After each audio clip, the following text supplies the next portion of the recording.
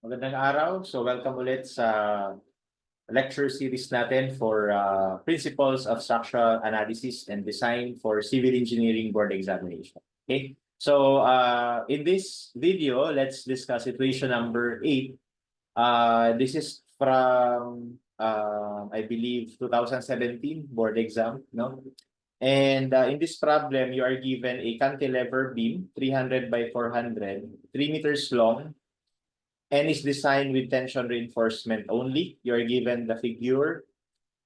Superimposed dead load is 12 kilonewton per meter. Service live load at the free end is 20 kilonewton.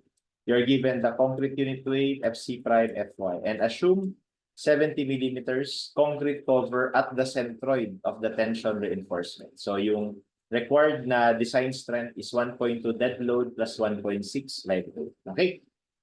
So pinapahanap what is the design moment, what is the design shear force, and yung nominal bending strength.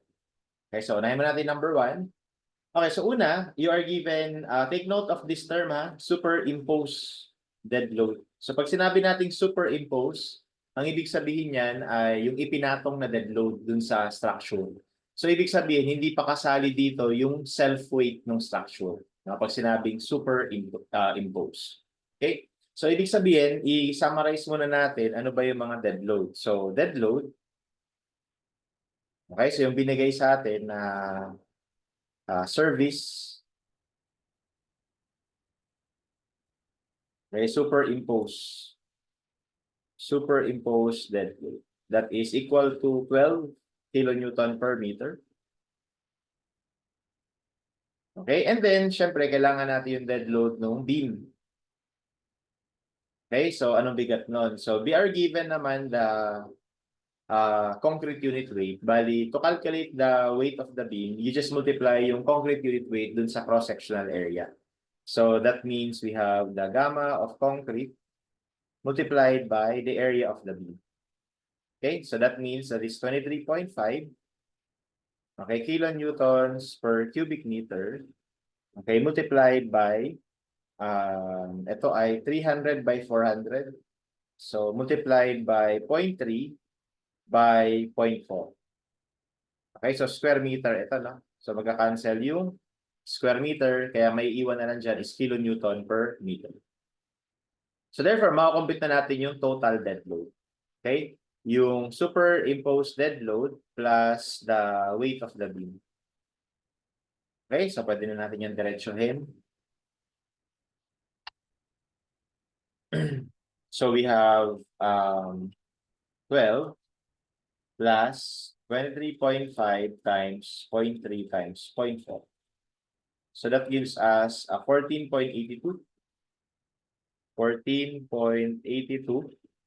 kilonewtons per meter. Okay? So now, ibig sabihin, if we are going to factor this, we have to multiply it by 1.2. So yung factor dead load natin would be 1.2.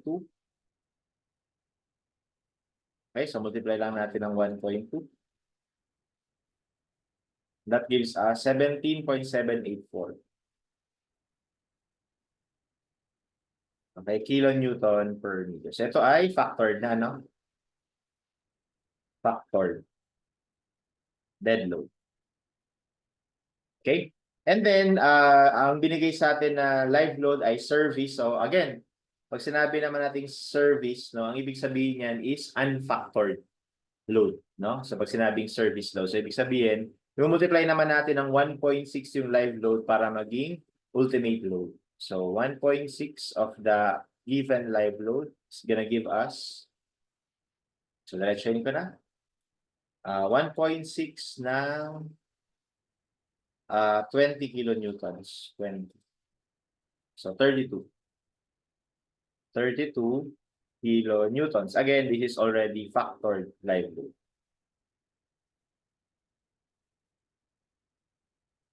Ayan. Okay, so ibig sabihin, yan ay ipapataw natin sa beam. So ibig sabihin, ito ay 17.784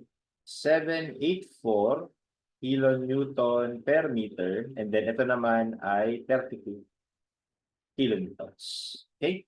So para sa number 1, mako-compute na natin ngayon yung moment no dun sa the design moment. So pag sinabing design moment, ibig sabihin yung maximum factored moment. Okay, at the critical section, no? So ibig sabihin ang critical section dito lumalabas etong fixed support kasi alam naman natin kapag cantilever, nandiyan yung maximum moment. So ibig sabihin meron ditong reaction, no? Okay? M, and then meron ditong reaction na R. Okay? But ang kailangan ko lang yung moment. So basically, by the way, this is 3 meters. Okay? So ibig sabihin, mag-moment lang tayo sa point. So tawagin ko lang siguro ito na point O. Okay? Let's take summation of moment at point O equals 0, assuming counterclockwise positive. So we have M. Okay? Minus yung moment nitong 17.784. So gawin muna nating force. 17.784 multiplied by 3. And then, yung moment arm ng resultant nito, bali yung equivalent load niyan, di ba, 17.784 times 3.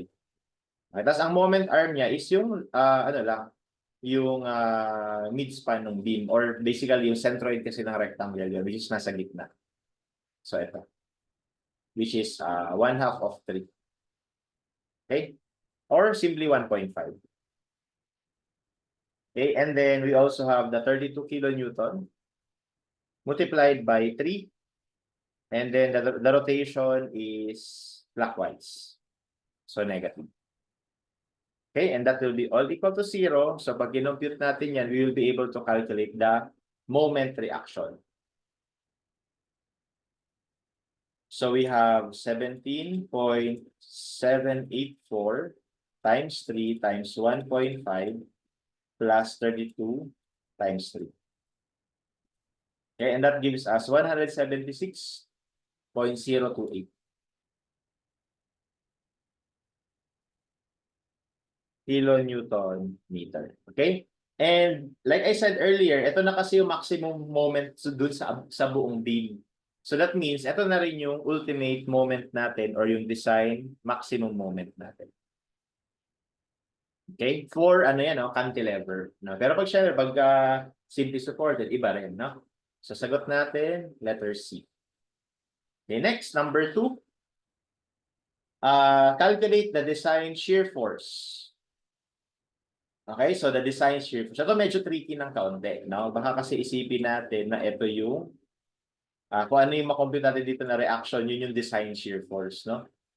Which is actually hindi. No? So ang tatandaan natin is that the critical section for shear is at D distance from the face of the support.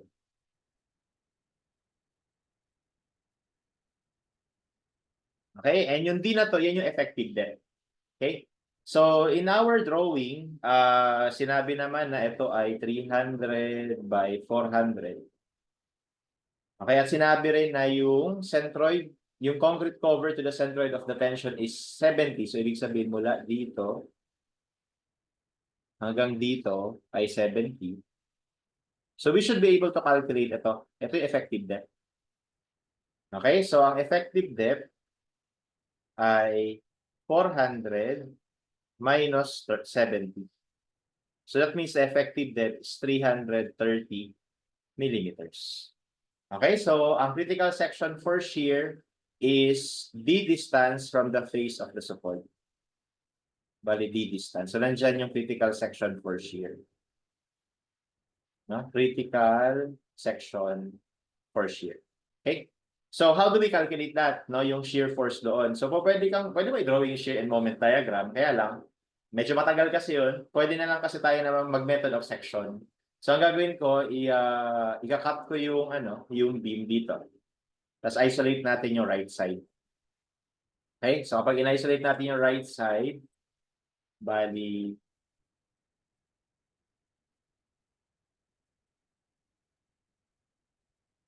hold on a second, sorry.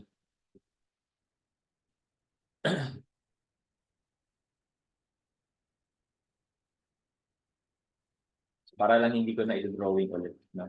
So, ito.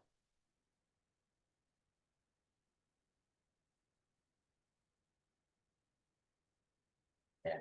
Okay, so para medyo malaki. Okay. So, ito yung critical section for shear. Ayan. No? So, ito ulit ay 17.784 kilonewton per meter. And then, itong PL live load na factored ay 32 kilonewtons. Okay, so ibig sabihin, kailangan lang natin ma-solve kung ano yung shear force dito. Okay, yan yung magiging design shear force natin. Okay? So, of course, hindi ito L, ano? But rather, ito ay L minus D. Tama ba? Kasi di ba kung ito ay D, ito ay L minus D. L minus D. Okay? So, or that is 3 meters minus 0.33. Okay? So now, gagawin na natin dito to solve for the maximum shear. So by the way guys, meron din ditong ano ha, normal force. Tapos meron din ditong moment. Okay, pero iba yung moment na yan dun sa moment reaction. No? Pero it doesn't matter. We don't need those. Kailangan ko lang yung VU.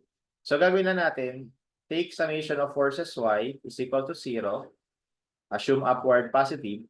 And we will get the VU. And then minus 17.784 multiplied by the length, which is in this case 3 minus 0.33, and then minus yung 32 equals 0. And from here, we can calculate the design shear force. So that is 17.784 multiplied by 3 minus 0.33 plus 32. And that gives us 79.48. 79.48 kilonewtons. So, ito yung sagot natin. Okay, 79.48. And finally, calculate the nominal bending strength of the section if the tension reinforcement is consists of 4 25mm diameter. So, this is our section. So, this is for number... kasya naman siguro, no?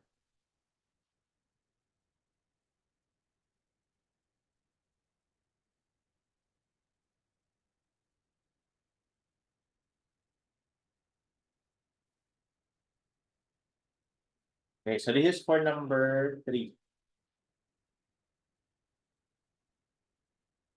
Okay, so how do we calculate the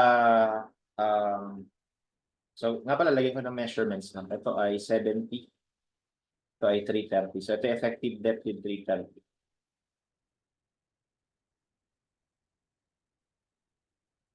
Okay, and then this is 300.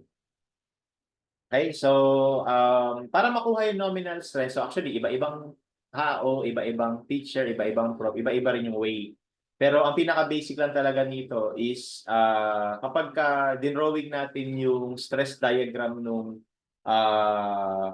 ng mga forces acting on the cross section, no, we should identify that is supposed to be in equilibrium, no? So let's say this is the neutral axis. Okay, so that is the neutral axis. And di ba ang sukat natin papunta ng neutral axis, no? From the extreme concrete compression fiber is C. No? So bali ito guys, ito yung extreme concrete compression fiber. Okay? Kasi yan yung compression side, no? Etong nasa taas, ito yung tension side. Extreme concrete tension fiber. So, importante yun, no? Kaya na-identify natin saan yung compression side and saan yung tension side. Bakit naging nandito yung compression side? Kasi di ba yung moment natin negative? No? Negative yung bending. Okay? So, recall lang, no? Kapag negative yung bending, ganito yung itsura ng beam. Okay? Kapag ganyan, itong top is under, positive bending. Ito ha, positive bending. Itong nasa top ay under tension. compression. Compression. Tapos itong nasa ilalim ay tension. Pero pag negative bending naman, mga ganyan. Okay, so yung nasa ilalim ay under compression, yung nasa ibabaw is under tension. Okay, so ito ay positive bending. Ito naman ay negative bending. Okay? So in this case, we have a negative bending kasi diba reaction dito pag ganito eh. So parang i-bend niya yung beam ng pag ganito. So sad face, no? Kapag negative bending, naka-sad face yung beam. Pagka positive bending, naka-smiley. No? Anyway, that's why I know that this is the extreme compression side and this is the extreme tension side. Okay? Tandaan nyo, sa concrete design, itong C is mini-measure mula sa extreme concrete compression fiber papunta sa neutral axis. Okay? And then, ito ngayon yung itsura ng equivalent stress diagram. Okay? So, equivalent stress diagram daw, meron daw ditong compression ng concrete.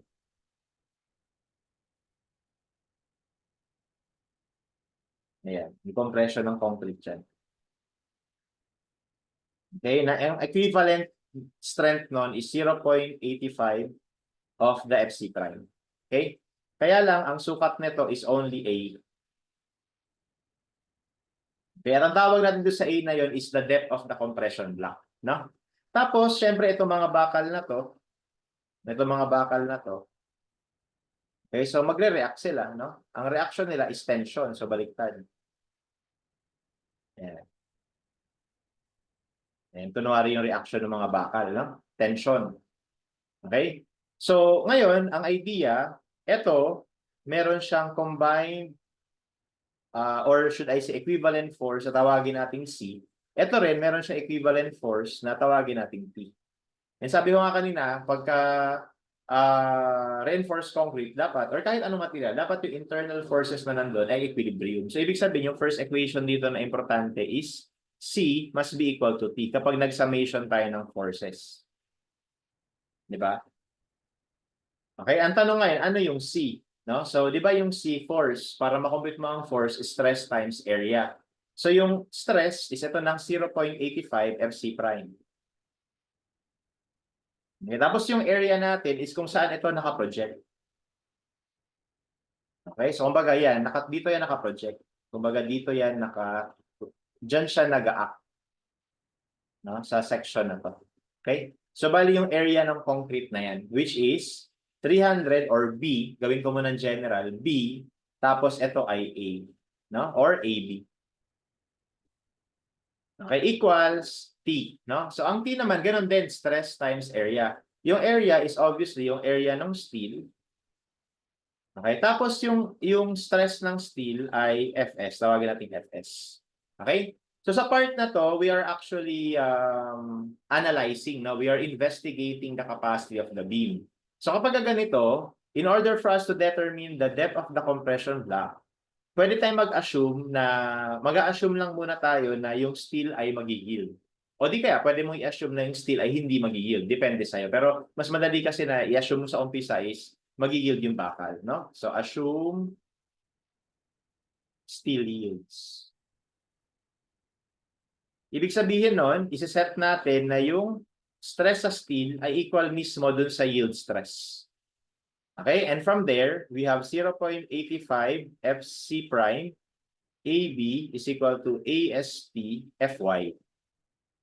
Okay? And from here, we should be able to calculate for A. So, pagka kinompute natin yung A, magiging, ang area ng bakal ay 4, no? Na tigto 25.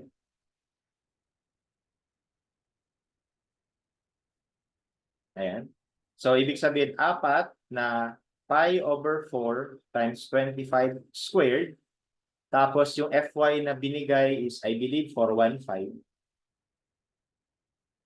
Ayan, 415, no? Okay, 415 over, so divide lang natin tong 0.85 FC prime. I believe 30 yung FC prime. Ito yun. Okay, tapos B, no? Yung B. Yung B natin 300. Okay, so therefore, dito ko na ituloy, yung A ngayon ay equal sa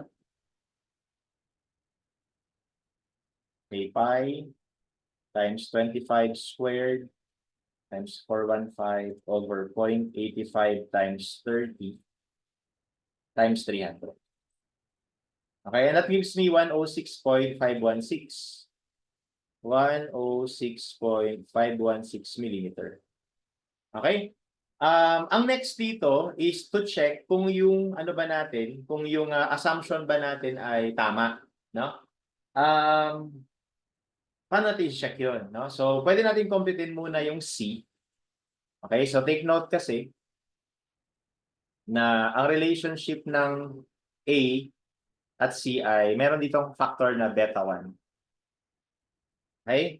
Na kung saan yung beta 1 na yan ay equal sa 0.85 minus 0.05 over 7 times FC prime minus 28.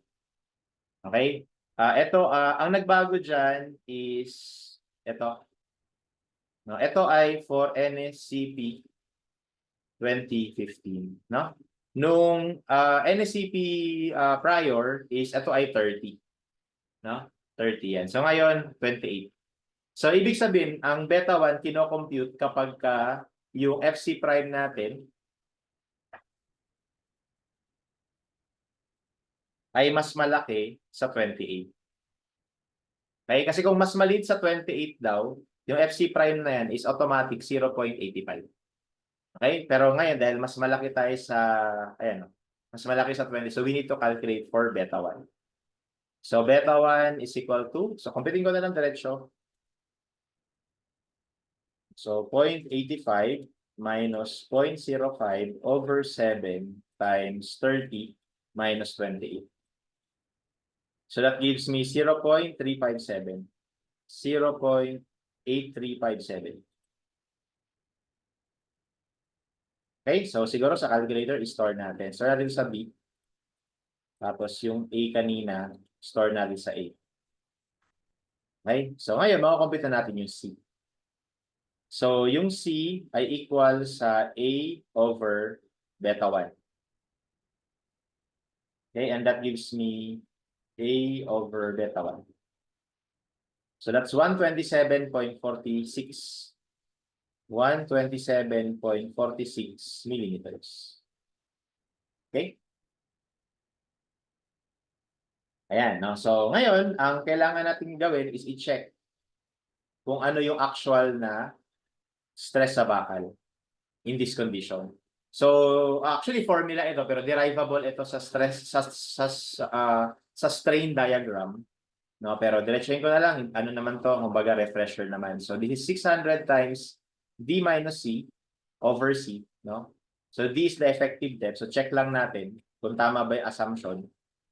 So we have 600 times yung D natin ay, nga pala, yung sagot dito, lagay muna natin sa C.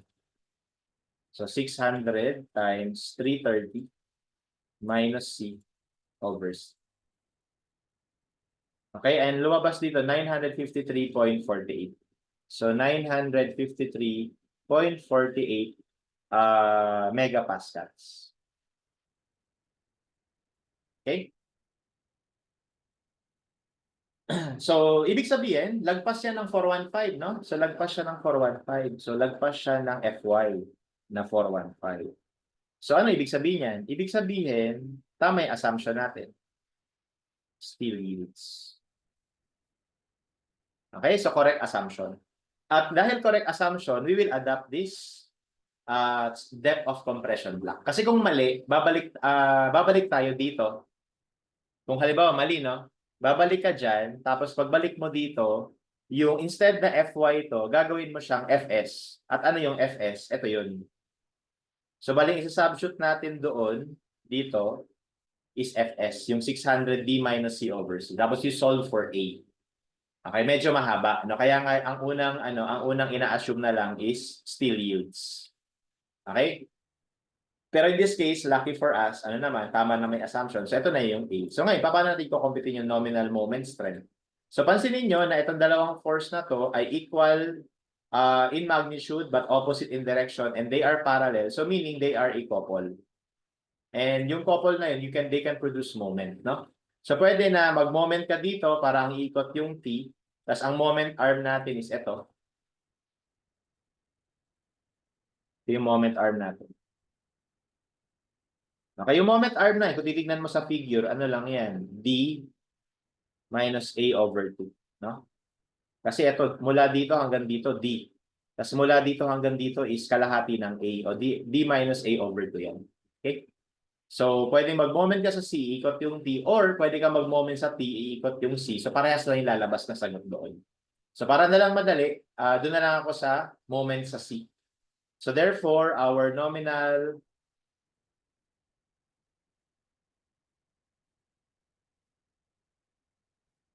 okay, take moment at the location of C. Okay, so our nominal moment strength will be equal to T times D minus A over 2. Okay, and ang T natin is AST Fy, kasi nga nag-yield yung bakal, times D minus A over 2. Okay, and that is, ilan to? 4 na pi over 4 diameter squared. Yan yung AST. Yung Fy ay 415. Tapos yung D natin kanina ay 330 minus yung A, 106.516 over 2. Okay, so pag kinumpute natin yan, ang lalabas dyan na sagot ay naka-Newton millimeter. So we have, cancel na yung 4 ha. So pi times 25 squared times 415 times 330 minus A over 2. Okay, that's 225 or 225,503,230. Or simply, pag dinivide mo ng 1 million, naka-kilonewton meter na yan. So that's 225.5. 225.5 kilonewton meter. So that is now our nominal moment strength. No? Ang kailangan lang natin nominal. Take note, nominal lang. No? Kaya sagot natin is letter B. Okay? So, kung sakali na ang hinahanap is yung ultimate bending strength or yung design bending strength, so kailangan pa natin to i-multiply ng phi. No? Kailangan pa natin i-multiply ng phi. Yung design strength niya.